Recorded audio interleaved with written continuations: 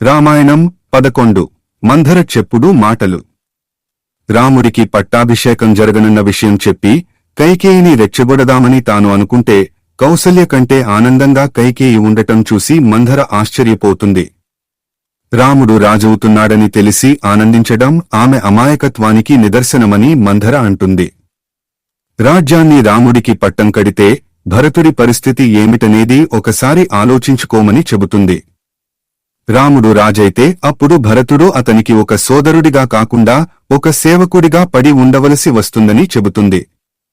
అలా సేవకుడిగానే భరతుడి జీవితం ముగిసిపోవలసి ఉంటుందని అంటుంది. మంధర మాటలు కైకేయిపై పనిచేస్తాయి. నిజమే, తన మంచితనం వలన భరతుడి భవిష్యత్తు ప్రశ్నార్థకంగా మారకూడదని అనుకుంటుంది. రాజు కావలసిన లక్షణాలు తన కుమారుడికి కూడా ఉన్నాయి కనుక భరతుడిని రాజును చేయడంలో దశరథుడికి అనుమానం ఎందుకని అనుకుంటుంది.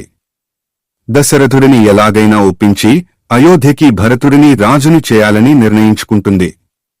అవసరమైతే గతంలో దశరథుడు తనకి ఇచ్చిన వరాలను ఈ సందర్భంలో ఉపయోగించాలని నిర్ణయించుకుంటుంది. అదే సమయంలో రాముడి పట్టాభిషేక వార్తను కైకేయికి చెప్పడం కోసం ఆమె మందిరానికి దశరథుడు వస్తాడు. ఆయనను చూడగానే ఆమె కన్నీళ్లు పెట్టుకుంటుంది. కైకేయి ఎంతో సంతోషంగా ఉంటుందని అనుకుంటూ వచ్చిన ఆయన ఆమె అలా ఏడుస్తూ ఉండటం చూసి నివ్వెరపోతాడు. విషయమేమిటని అడుగుతాడు. కారణం చెప్పకుండానే ఆమె మరింత దుఃఖంతో పొంగిపోతూ ఉంటుంది.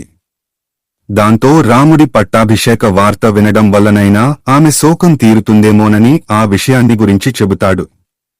రాజ్య ప్రజలంతా ఆనందిస్తున్న వేళ ఆమె బాధపడటం సరికాదని ఓదార్చబోతాడు.